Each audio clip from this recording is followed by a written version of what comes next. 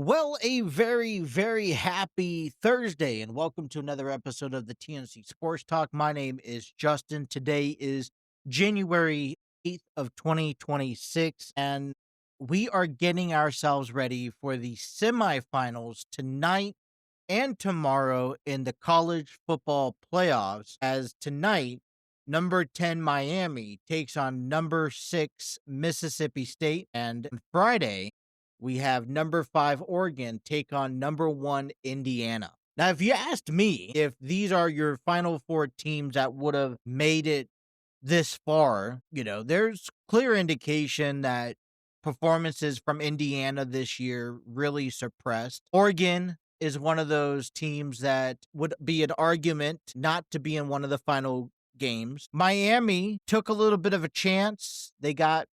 They were given a chance and they're soaring with it.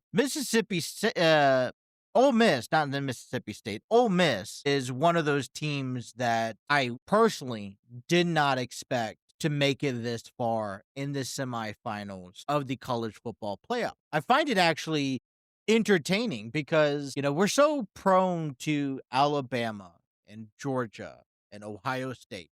And don't get me wrong, I love all those players, all those teams, organizations. But this creates, the extension of college football playoffs, the fact that you're playing, you're expanding it to just, the Elite Four and whatnot. It creates more of a competitive style for college football, which I thought desperately needs it. I mean, it basically tells me that over half the schools in the association can qualify to be in the playoffs and now be under the spotlight where they have the opportunity to win a championship. And just imagine a organization like Ole Miss right now where they can potentially beat Miami and potentially win the college football playoffs. I think it's unheard of. I think it's unprecedented in today's conversation of football. So I'm excited for these matchups. I'm excited for Miami and Ole Miss. Now, right off the bat, I think that tomorrow night's game between Oregon and Indiana really, I think, is probably the more marquee matchup in this round. I, can already see with the way that Miami played last week, Miami just soaring through and dominating the game against Ole Miss. And, I figure that Miami will walk away heading into the college football playoffs. And I'm going to predict, this is a bold prediction here early on to kick off our Thursday's episode, but I'm predicting that it's going to be Miami versus Indiana in the college football championship. That's my prediction, and I am sticking with it here as we head into tonight's game. Kickoff is at 7:30, Miami, Mississippi. This game here, and let me get to more details.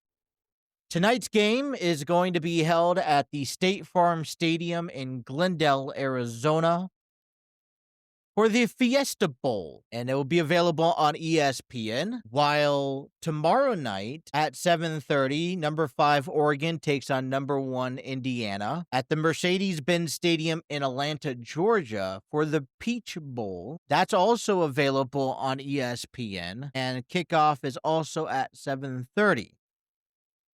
So we have made it this far into 2025. We are wrapping up another college football playoff series, and these are your top 4 teams. So who do you guys have? I want to hear what you guys have to say. So let me know who you guys think will win and advance to the championship round. I got Miami and Indiana. I know that's a polled prediction, but that is my prediction nonetheless. Man, I got to tell you, sports right now this is a fun week. I've actually had myself a blast because we have saw coaches get fired, and it's typical. It's always interesting to see what kind of coaches, what kind of changes a team is willing to make and their direction to move forward. And I say that because we've seen, the the obvious coaches like Brian Dable. We've seen Kevin Stefanski go. We've seen the Raheem Morris go. And we understand those. But, there's been some kind of surprises that's popped out there here halfway through a week. And that actually comes into today's news as Miami Dolphins have fired head coach Mike McDaniel after a 7-10 season with the Dolphins this year. And so the Dolphins are another team among those like Baltimore, who fired Jim Harbaugh back on Tuesday night, who are making a change either in their head coach or either in their general manager positions. So far this week, as of Thursday, there are 7 head coaches that were fired, along with 2 general managers. And, I guess we're going to have to just wait to see how teams decide to move on and progress without these coaches. When you look at Miami, things didn't go the way that they wanted to. They were in the hunt for a wild card position, but just struggled to maintain consistency throughout the season. And I really think maybe the question is a little bit deeper than Mike McDaniel. Obviously, we see what he hasn't been able to do with a talent quarterback like Tua Tagovailoa, Tyreek Hill, who got hurt. Some of the things that is out of Mike McDaniel's discretion. And that's one thing I was maybe pointing out yesterday, talking about the Jim Harbaugh firing. I feel like there are certain things that are without his discretion and he has no control over. Mike McDaniel doesn't have a control over a player being injured. And unfortunately, it comes at the expense of somebody, it comes at the expense of one of your top tier players in your organization. I think there's a lot more to be asked in Miami. So maybe this is also a relief. That's what I was thinking about this morning when I heard this news, is I'm not really so shocked. And all right, well, maybe Miami has decided, look, it's not working with Mike McDaniel. Let us move on. Let us find a different coach. But most so, what a relief. If you're Mike McDaniel, you're kind of relieved of your duties and you have an opportunity to present a case to another team in a possible coaching position. And so, that's the way that I perceive this. I mean, I was taken back to Harbaugh yesterday, and I was asking myself, who's going to have the better advantage of this situation? Does Baltimore have the advantage? Hey, we're going to get rid of John Harbaugh through his experience, through his tenure, through his dedication and hard work. We're going to go out there, find a new head coach that we believe can make some changes to get us over that hump than what John Harbaugh has given us. On the other hand, does John Harbaugh say, good riddance? I am out of this team. I can have a new look.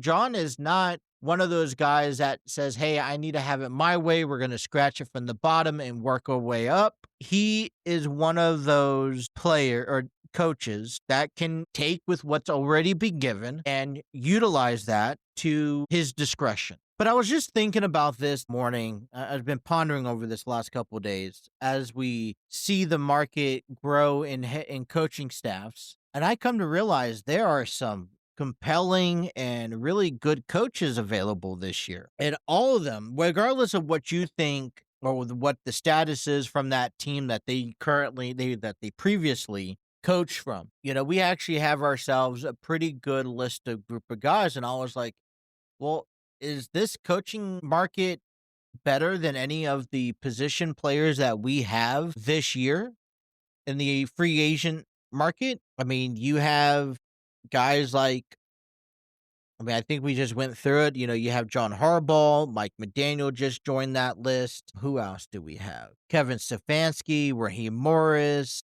Jonathan Gannon. Don't forget Brian Callahan.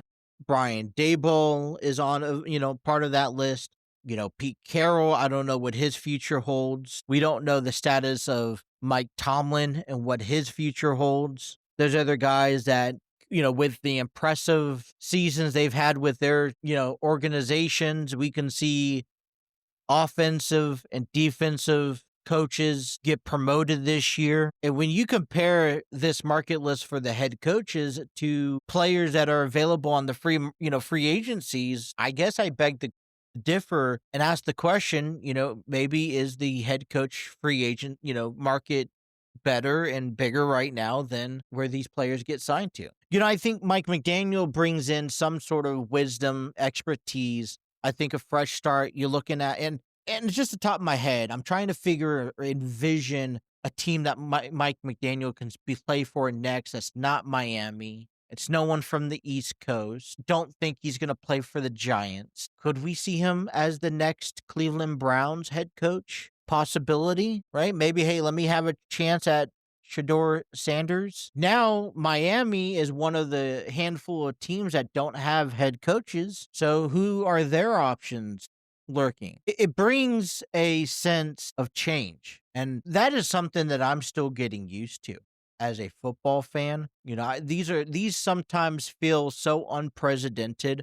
What shocked the world for me a decade ago was when Peyton Manning, left the Indianapolis Colts. It was like, there's no way Peyton Manning was not going to be a Colt for life. But he joins the Broncos and goes on and wins the Super Bowl. And the same could be said for Tom Brady. I did not envision Tom Brady ever playing for a different team other than the New England Patriots, but he found himself with success with the Tampa Bay Buccaneers.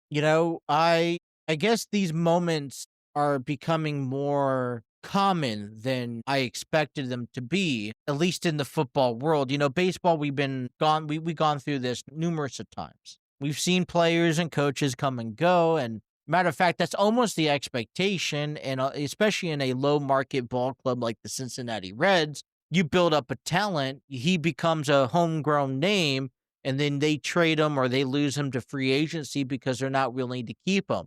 I think that's one thing for me that I'm scared heading into as years progress with Ellie De La Cruz. If he continues to progress, if he continues to be the ball player that he's set out to be, then there is no doubt that he doesn't come to a free agency situation where he has the opportunity to make more money playing for a competitive team, right?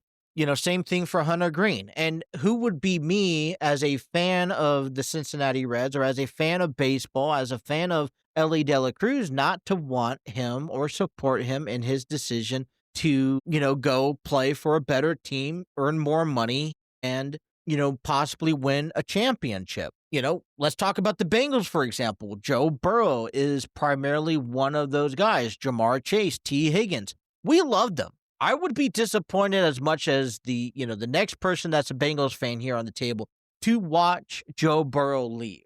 But why would I want him to stick around if the Bengals don't make an effort to better themselves? And, that's how do you better themselves? So that's adding defensive players. That's bettering your offensive line. That may even be making some changes around your coaching staff. But unless we see that effort, there's nothing that is indicating to me, if I'm Joe Burrow, that says, look, they want to win. This is how they're showing me that they want to win. And so let's get it done. So several teams are looking for that new start. Mike McDaniel joins that list of people who are looking for a opportunity heading into 2026. And at the top of my head, when I pair Mike McDaniel, just the kind of player he is and how he operates, for me, I feel like a solid matchup could be the Cleveland Browns. I may be completely wrong. The Las Vegas Raiders is another team that I think was so terrible this year that you would almost have coaches excited to jump in because they're willing to break it all down and rebuild it back from the top. And there's already some list of players coming from Las Vegas, like Brock Bowers. And, you want to be able to, when you pair with that type of talent, you're just a few clicks away, a different mindset here. So one of my questions that I wanted to discuss today is the top coaches who you should watch out for heading into this offseason. And Mike McDaniel joins that list of top coaches that you should watch out for potential job placement. Sometimes getting another chance somewhere else will do much wonders. But on this list, I have former Washington's offensive coordinator, Cliff Kingsbury. I think Cliff Kingsbury is one of those coaches, he is that needs that second time around. Developed and learned a lot. He had his run back in 19 to 22 with the Arizona Cardinals. He wrapped up that era with a 28 and 37 and 1 record. And although he's been, Washington didn't make the playoffs, Jalen Daniels have been dealing with injuries this past year. An opportunity to possibly get another head coaching job is out there on the table. Now, here's my reference and here's my take. I prefer to see offensive coordinators, offensive coaches obtain a head coaching position. I am not a huge fan of defensive coordinators to take on the role as a head coach. I feel it's much easier to create a defensive team on the field, in your coaching staff, in the front office, than it is creating an offensive team. If you're an offensive coach, you're allowed to get your hands on the ball. You're allowed to get yourself in the situation with inputs, especially when you have those quarterbacks who need that guidance, who need the lead. Look, I think Joe Burrow's fine. I think Joe Burrow can run an offense by himself.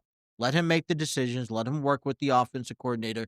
And the offensive coordinator would work with Joe Burrow and suggest things, but ultimately Joe Burrow makes that decision. If you get a new head coach for Cincinnati, you need someone that is hands-on defense, that can oversee and work with the defensive coordinator and saying, look, Joe, I trust you. I know what you're going to do. We're going to guide. We're going to collaborate, but you're going to run this offense. I'll take care of the defense. And that's where I would honestly place it at. It may be crazy, but that's where I honestly would consider this category. Now, there's teams that's out there like the New York Giants who is trying to build in Jackson Dart, who needs that little extra reference, who needs that guidance, that push. An offensive coordinator would be perfect because you're teaching and you're guiding someone like a Jackson Dart and coaching him up and training him to be that quarterback that can take on the offensive reign.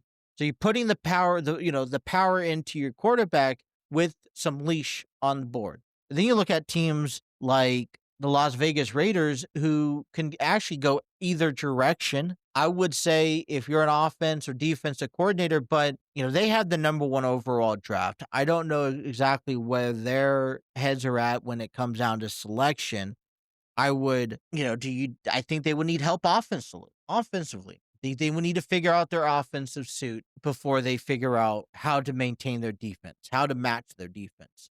Cleveland Browns, they need a little bit of offensive help. They have the defensive talent, right? So it would only make sense if you're Cleveland to bring in an offensive coordinator or a head coach that can strictly shape and form an offense, because you already know what the defense provides. You don't touch that. You let them deal with what they're dealing with, and you try to better your offense. So, it's scenario, but I'm just not a huge fan of defense because then, you're playing the defense game. You're playing the game where if you get behind, if you're up by a touchdown, you are relying your decisions and your expertise to keep the team in the loop.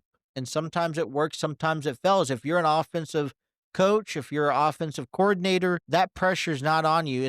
It's only on you when you're in that 2-minute warning, you're down by 7, you need to run down the field to score a touchdown.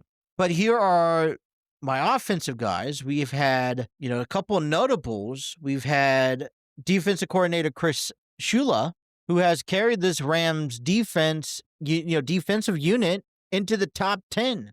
And possibly, considering the Rams being one of the favorites heading into the Super Bowl this year. We have the Minnesota Vikings, Brian Flores, looking for possibly, I wouldn't deny not taking a look at Brian Flores.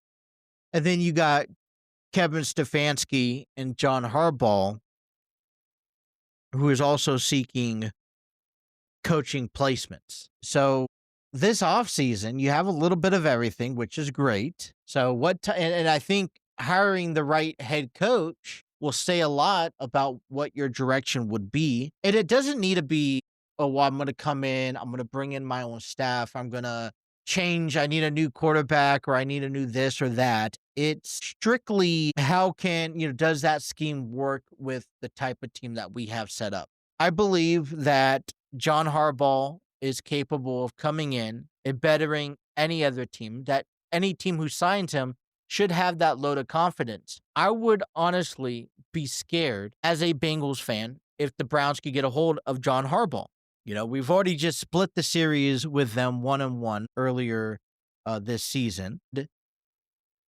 Now, maybe if it's up against Kevin Stefanski, maybe you have some different opinions, but with a head coach like John Harbaugh behind the reins, man, that's a unbeatable task. So, I don't know. What do you guys think? Where do these coaches are placed here this year? If I have to make any predictions, and I can't name them all, but I think Mike McDaniel would suit.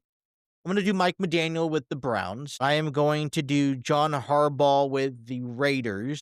You still got to find maybe Brian Flores. I would say Brian Flores with the Ravens. Now, I know I'm just spitballing here and I'm predicting here, so I'm going to be wrong. I'm going to just jot this down. Could you see Kevin Stefanski with the Miami Dolphins? I think that would be an incredible pickup. Cliff Kingsbury. He's an offensive coordinator, maybe with Miami.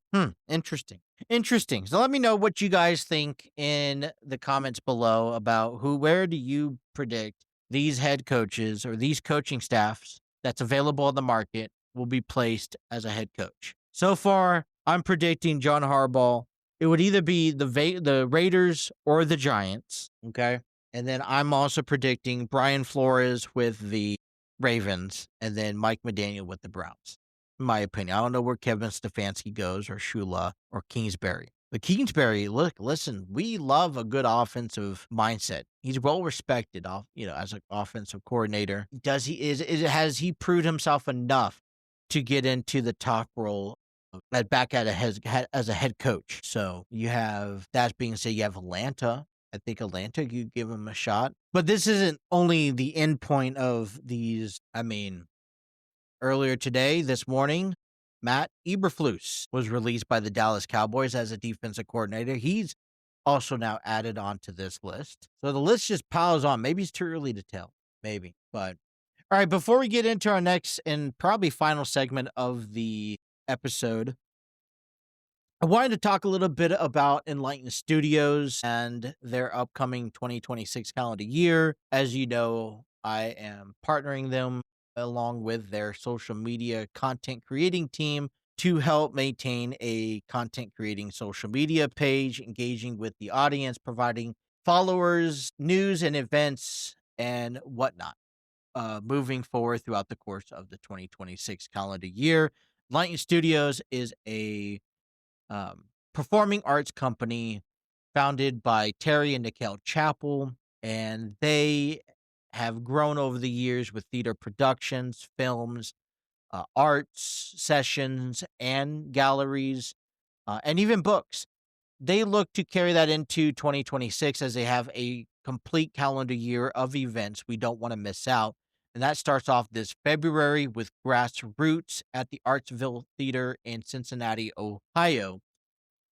The play set in the 1950s about a black family who move into a all-white neighborhood. They face and they deal when the truths come out from the neighborhood. It's about family, faith, forgiveness, and the courage to face the truth when it appears. This play is going on from February 20th through March 1st.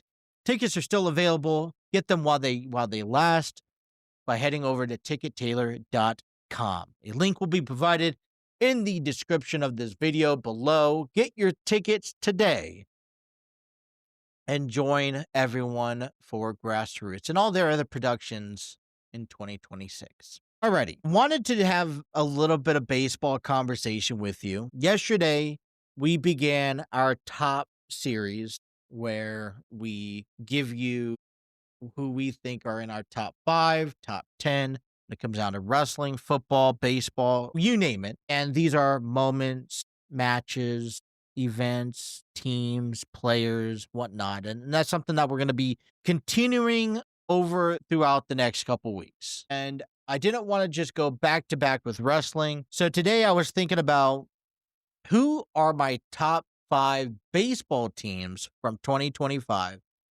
who kind of shocked the baseball world. Maybe it's the performance that they've had. Maybe they were expected to go down a different path. Instead, they had success. Maybe they were supposed to have success, yet they failed tremendously. Who impressed me the most in 2025? And as I share and reveal who I have, I want to invite you to share who you think should be in your top 5 in this category. And so just leave a comment below, get involved into the chat, and I want to be able to share that here on our show with you. So if you want to be heard and you want your opinion and your voice matters, let me know in the comments and I will make sure I share that with you and then provide my opinion whether or not I agree or disagree with that. So coming in at number 5, before coming in at number 5, I want to talk about a few things. I want to talk about teams that didn't make my top 5 list, possibly close. Cleveland Guardians. The Cleveland Guardians, I think, did surprise a lot of people by taking away the division, as it seemed like they struggled throughout the course of the year, but they were able to scrape up and manage an 88-74 record. The Minnesota Twins, who I thought would have possibly won the AL Central, they ended up kind of not tanking, but tanking in a sense. They kind of traded some key players, and it got me scratching my head because it doesn't seem like they're done. They may be heading down south, in the progress, maybe resetting themselves. Team that surprised me that didn't make this list, the Houston Astros not making the postseason for the first time in a while. The Atlanta Braves finishing in 4th place of the NL East, under 500. The Cincinnati Reds mustering a 500 better record, finding themselves and slipping themselves into a wild card position. So there's a lot of teams that have made impacts either in a positive or negative way that I have not put in my top 5 list. But here's coming in at number 5, and that belongs to the Boston Red Sox. The Boston Red Sox, around the summertime, around the trade deadline, indicated, at least to the fans, that they were almost giving up on the year. They were going to begin cutting back their roster and their finances in hopes to maybe rebuild in the offseason. And so, just like that, I think a lot of people said, look, the Boston Red Sox were out of the playoffs. We're not, it would be a miracle with them trading a few guys away that they would be able to stay in the run, in the hunt. And next, they go on and they win a wild card position. In September, they take a lot of people by surprise because not only they win, it's almost a comfortable win here. 89-73, and I think it turned a lot of cheeks for a lot of different players. And now you're being, it's you kind of force the Red Sox asking themselves, well, what direction are you planning to move in now? Here's the offseason. Do you continue to build off of what you have, or do you still try to find open space, deal some more players? And it seems to me, based off of what I've seen and picking up guys like, was it Wilson Contreras from the Cardinals? Then they pick up, I believe, Sonny Gray. They want to maintain relevancy in the division and in the American League overall. So they've added some key players and took advantage of from some teams that are in the opposite direction. And it looks like they are ready to go with this new image heading into 2026. Coming in at number 4 will be the Detroit Tigers, who really shocked me in the run that they've had throughout the course of the year. Yeah, towards the back end, maybe, they were gaslighted. Maybe they were tanked in September. That's what it looked like. But the Tigers, I think, holding the American League Central and being up there in the division, I think surpassed a lot of my expectations for them this past season. Like you mentioned, I was I was visioning the Minnesota Twins, maybe the Guardians, possibly the Royals. I predicted that the Tigers would have finished down at the bottom of the division, but they really made a run, an impressive run that you kind of, out of all the teams that you want to see come back and have another crack at it, the Tigers are one of those teams. And so for me, the Tigers really stood out. I absolutely despised of it early on in the season. I was waiting for that moment to be able to say, I told you so. And they almost got away, but they were able to muster out a wild card position. And that really impressed. And that's why they made my top 5. The Toronto Blue Jays, I gotta say, is one of those teams that you did expect, with the talent that was behind them, to make a push, to have a run, to possibly win a division and make it as far as they did. You got Bo Bichette, Vladimir Guerrero, Max Scherzer. I mean, they were stacked, right?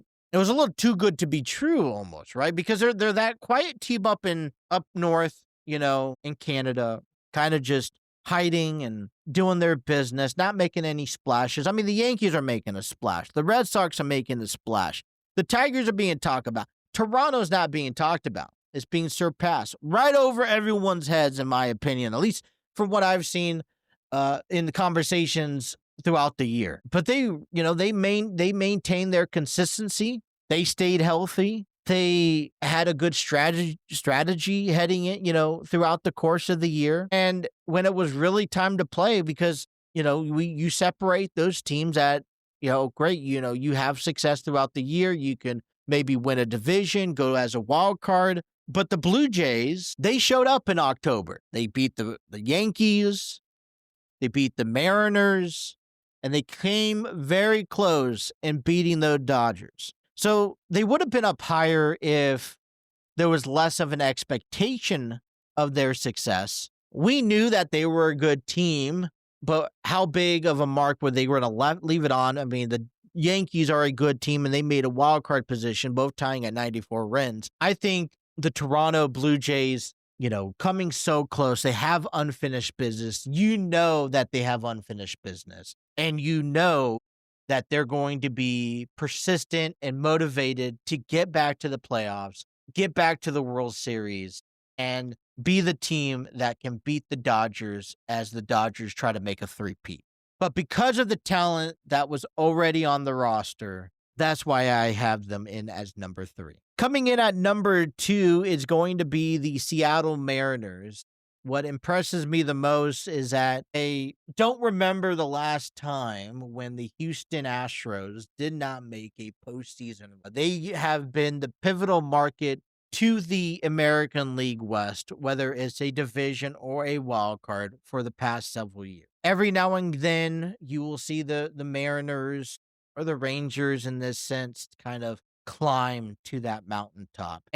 But the Astros have maintained consistency. Does that mean that there's an official change in direction for Houston, or was this maybe a knockoff and we'll see them back in the playoffs here this coming up season? But the Mariners, who, for me, when I hear about the Mariners, yeah, they got talent. Julio Rodriguez, Cal Raleigh.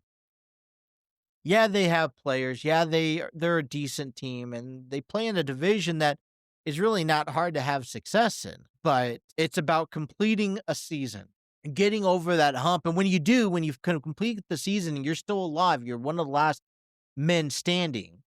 Are you ready to play more? We talk about this in football. Playing 5 quarters playing 4 quarters isn't enough. You got to play 5 quarters. Mariners you can't play 6 months. You got to play 9 months of baseball. You got to play a whole year of baseball. And the Mariners had a very tough battle with the Toronto Blue Jays. I believe that it was either team that, when you look back on who made it to the playoffs for the American League in 2026 or 2025, I wouldn't have had it any other way. Seattle, with their historic remarks throughout the season, Toronto Blue Jays, either team who would have won that and would have went on to face the Dodgers would have been my best prediction of winning the World Series. And I'm sorry for those Red Sox or Yankees fans out there, maybe the Guardians or the Tigers fans out there. When you when I looked them up, I mean, we just saw a Dodgers and Yankees World Series. Not impressed. Yeah, it's a historical moment. Yeah, it's the best of the best. The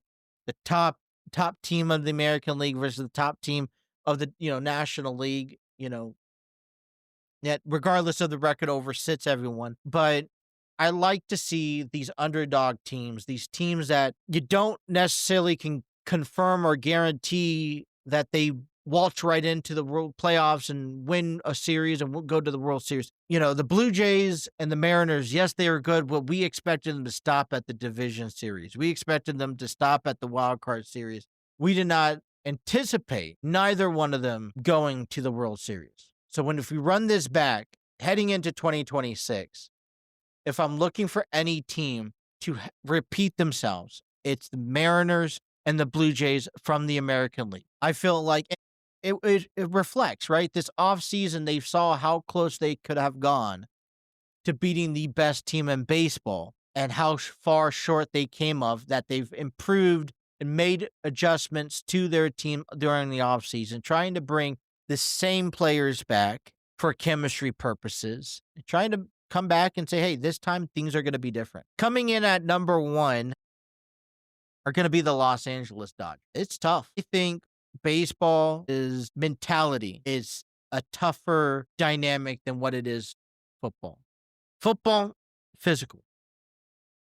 Okay. You get, it's an aggressive sport, but I don't think it's as mental as it is. Maybe when you have to play, in the tundra snow or, the gusty winds or it's negative 20 below. Sure. I think that's where it gets physical, mental. But I don't think it gets, maybe playing in the Super Bowl, it could get mental. You got 2 whole weeks off and then you have to play an extra, go into another month of football, playing the sport. But baseball is mentality. And to go down and be able to run it back, do it again, be back-to-back champions. Now we're going for a three-peat. That takes a lot of mental discipline to say, hey, we got to put the last years behind us. We're no better than anyone else until we prove them otherwise this season.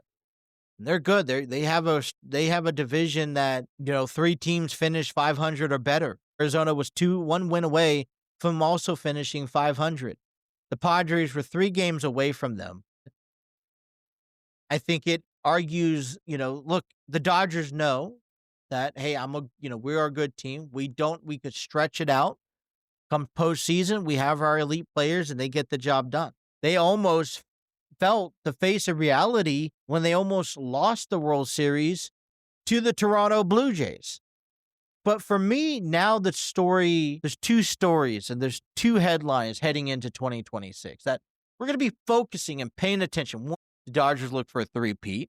That's given. And 2, is what American team, okay? Because I guess I don't want to just throw the Dodgers in there, but presumably the Dodgers will go back to the World Series because right now they are favored to go back to the World Series. Presumably they go back to the World Series. Who on the American League are good enough to not only give the Dodgers a run for the money, which we saw with the Blue Jays, but who can beat the Dodgers and claim victorious and prevent them from having a three-peat. And the reason why I have the Dodgers in a 2026 early prediction of winning not only the division again, but heading to the World Series is because when they went to the playoffs this year, they they walked over the Reds. That was nothing. 2 games in and out, done. They humiliated the Philadelphia Phillies and trampled over the Milwaukee Brewers. There's no competition. No competition for the Dodgers in the playoffs, other than the Toronto Blue Jays, who went down to wire to wire against the New York Yankees and the Seattle Mariners. And so when you ask about, well, if there's any team in the American League that you would like to see face the Dodgers in the World Series this year, I mean, 2, if not 3, comes to mind. It's the Mariners, it's the Blue Jays, and sure, let's throw in the Yankees as well. Otherwise, I don't see another team up there. But that is my top 5 teams that stood out and impressed me in 2025. And so I am eager to hear what you guys have to say or think. This is an honest biased opinion. So I encourage you to make an unbiased opinion. Like I said, sure, there's teams like the Reds. Atlanta was one of those teams that disappointed this year. The Astros are another team that disappointed this year. Even the Baltimore Orioles disappointed in this year. But I'm interested in learning what you guys have to put on to that list. So tomorrow, Friday's episode, we got Friday Night SmackDown. We will talk briefly about the college football playoffs as Miami and Ole Miss take on each other right now tonight. And then tomorrow we have Oregon taking on Indiana. Primetime game. I'm going to sit back and watch it. We will review and predict the NFL's wildcard race as we have 6 teams, 2 games on Saturday, 3 games on Sunday, and a game on Monday. And then we'll wrap up and get you guys ready for a weekend of sports. So our next top moments are going to be sometime next week. What day? I don't know. I want to see what top male WWE wrestlers do you have? Because I feel like we're going to have difference of opinion. And when you think about this list, top 5, not top 10, but top 5, I want you to think about what they've accomplished this past year, what type of accomplishments they have left this industry. John Cena preached a lot about leaving the company better than the way he left it. And so one of my questions that I'm asking myself that I'm thinking about is did John Cena leave the WWE in 2025, just alone in 2025, from his return to the Royal Rumble, to his heel turn, to his 17-time champion, to losing the title, at SummerSlam, beating Randy Orton and all those athletes, facing Brock Lesnar, AJ Styles, tapping out to Gunther. The entire 2025, did John Cena leave the company better than the way he found it? And if that is the case, does he deserve to be in the top 5? Or is there another reason, despite him retiring? Because obviously he retired, and that led to them focusing on his, highlighting his events, his venues, and his matches throughout the year. Is that alone worthy enough to be in my top 5? So male wrestlers, also think about your female wrestlers, because I feel like we'll come back and we'll talk about our female wrestlers also next week. We'll have to get a coordination on when we're going to talk about those topics. But think about that as we head into a weekend early on. I'm going to remind you guys tomorrow, and we'll let you know what day we spill that out. But that is all the time I have for you guys. Look, listen, I want to engage with you. I'm not going to be right about everything. I'm not going to be on top of everything, but I'm trying to be more interactive with everyone on social media. So you got to do me a favor. We are active on our TikTok page. Head over to our TikTok page, give us a follow, watch those videos, engage into the comments, because I feel like that's where all the comments are going. TikTok, TNC Sports Talk. Head over to our Facebook page, TNC Sports Talk. Give us a follow. We are trying to be more active in news stories and events. I posted my top 5 from yesterday there, videos, shorts, reels, so on and so forth. So follow and share it with a friend. Have someone else follow it. Your goal should be to have 5 people you may know. Hey, follow them, give them a like, give them a follow, share their page, and listen to what he has to say. Comment, get engaged. Obviously, we're on our YouTube channel. Like, share, subscribe, have those notifications on. We'll post videos, shorts. I got, NFL Madden 26 playoffs about to be posted. I just got wrapped up with Saturday's games, Sunday's wrapping up. Now, one thing I want to just give people an information about, these games are not resembling what the actual NFL games are. This was all based off of a franchise series that was played from the Madden game throughout the course of this season. So keep that in mind. Then we also have our podcasting page. You can listen to us on Spreaker, Spotify, Apple Podcasts. Download us on iHeartRadio, TNC Sports Talk. Check our podcast out. Like us, download us, listen to us in the car, listen to us in the office at work. listen to us at the gym, and carry us with you wherever you go. So I want to be more engagement this year. That is one of my goals and one of my aspirations. I can't help it without your support and your help. So I want to thank everyone for tuning in to today's episode. That is all the time I have for you. We'll wrap up, get you guys ready for the weekend, and wrap up a week tomorrow. And until then, you guys have a wonderful rest of your day and take care.